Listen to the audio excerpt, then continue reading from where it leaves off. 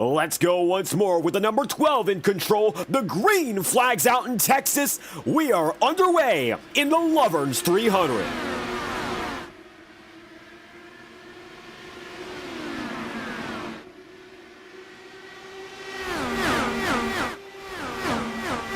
At the line, Liam O'Sullivan going to lead the way. That is the end of lap number 1. Julian right now going to be side by side in the fight. It looks like Mark Murphy is going to be the one who wins it. Kyle, thank you for stopping by and joining us here in the broadcast booth today and talking about tire preservation. How about we talk about the race conditions as we see a little bit of a side-by-side battle with Cody Meadows just ahead of it now. These drivers are fighting each other, and when you're side-by-side, it's not easy to keep these tires intact.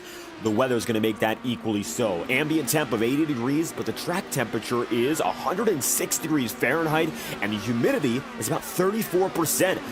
These tires are going to be scorching all night long. We're already beginning to see some degradation of the lap times, about a half second off for Cody Meadows that time by compared to his best. So far, Liam, of course, hasn't really been intimidated, and right now, Team VOR going to put some more pressure on Mark.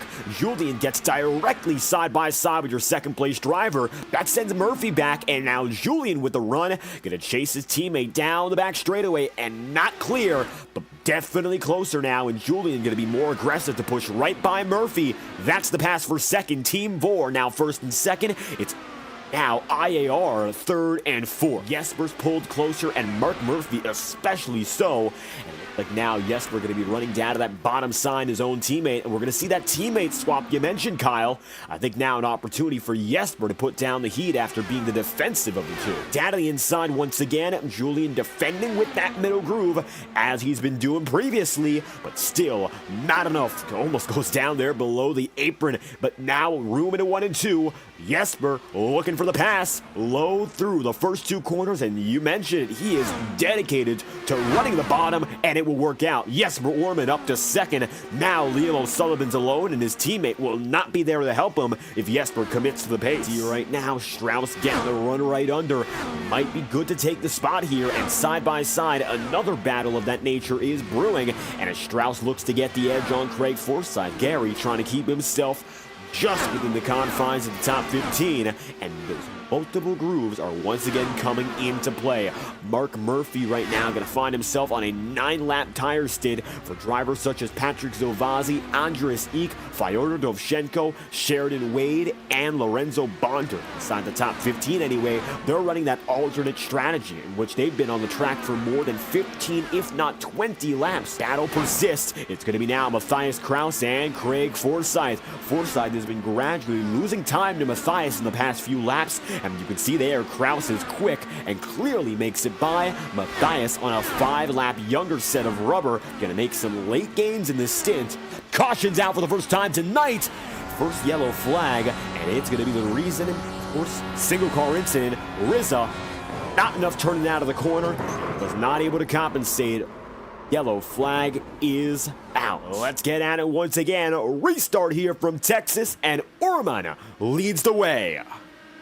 And it looks like now Andres with enough momentum chasing Mark Murphy to make it work. 2 by 2 up at the head of the field, and all of a sudden it looks like less emphasis on saving to go all the way.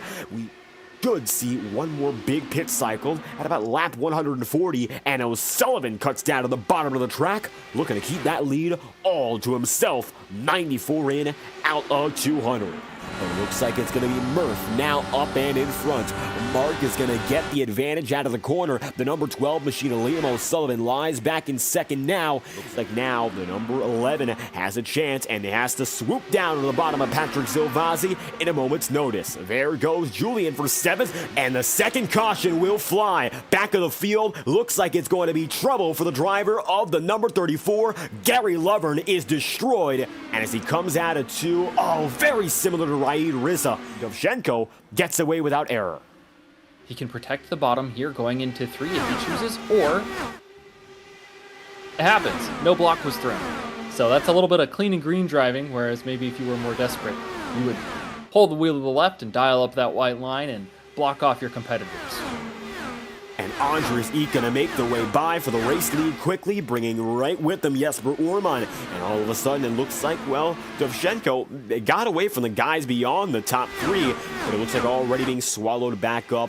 Julian fighting side by side right now with his teammate Liam O'Sullivan. It's the battle for fifth, and it looks like O'Sullivan once again put ahead of the flagship driver here for Altona Autosport. Here comes Eek, looking low, and he's got himself a pass to get back in the race lead, but it will be all for naught as they remain just about dead even. Working down the back straightaway, I think Orman has that clear advantage down the straights, which eventually, if all were to go well for him, he should be able to power through, but he'll lie back once again, and nobody's really showing any signs of making a big move. However, now Jesper goes down to the inside and cuts low for the first time. Now I think the two's just about had it, and coming down to the front straightaway, Andres with just a good enough run down the front straight, but it looks like the advantage is Orman going into 1 and 2.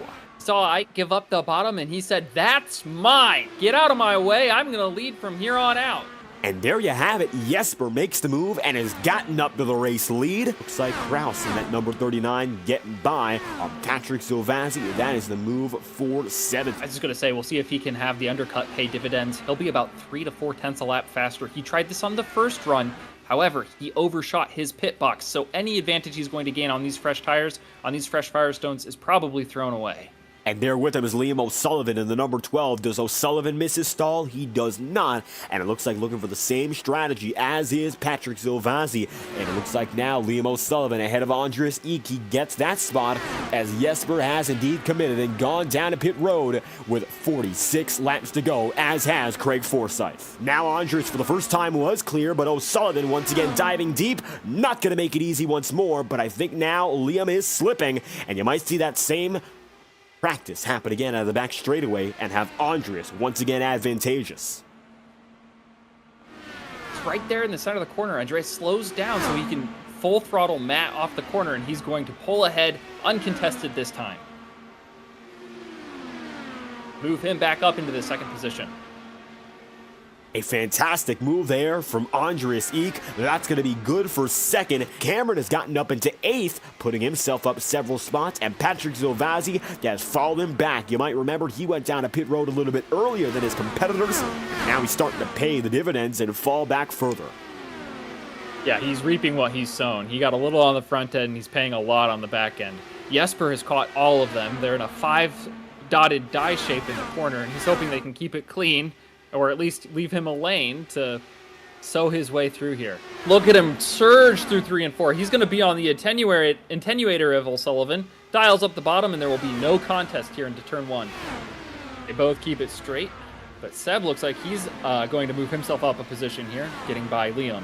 Now the gap is 1 car length. Maybe a little bit longer, maybe a little bit shorter, depending on how you measure it here, but Murphy is now in the mix, and he's got a massive run coming down to the front straightaway. They'll be side by side of the line, and Murphy now making a look at 1-2 for IAR. He's just got to make this pass. Easier said than done, but he's made up all this distance. It was a gap of 4.5 seconds when the run started, and now Murphy's done it. Murph up to second, and IAR is once again 1-2, and look who's coming. Seb Alexander looking to make it an IAR podium. Now coming through in a 3 and 4. It is going to be an easy move there for the number 45, Seb Alexander. Gonna take it right back up to third, and as such, it's IAR 1, 2, 3. As O'Sullivan, who was the better of the 2 VOR drivers tonight, still might get outrun and outfinished by his flagship teammate at Altona Autosport. Julian rips around on the high side. They don't pay points to the last lap, so it doesn't matter if you lead them all up to that point. Julian establishes himself as the front-running VOR driver today. Final lap for Jesper Orman, the man who won at the Homestead Miami Speedway and is looking to open this season with back-to-back victories. And not only is it a victory for Orman for the second time, but a 1-2-3 finish for his team, Indy Alliance Racing. Checkered flag will fall for Jesper Orman. Mark Murphy coming across the line, pulls it home in second, and Seb Alexander's third. IAR will extend their championship lead with a full sweep of the Lone Star State's podium. Then from there, you're going to have Andres Ike in fourth, who just barely lost out on the podium. Then it's going to be Julian Altena in fifth, and Matthias Kraus sixth, with Liam O'Sullivan then second, or rather seventh, second to the VOR guys, and Cameron Baushin is eighth, Matthias Strauss ninth, and then from there, Craig Forsyth rounds out the top 10.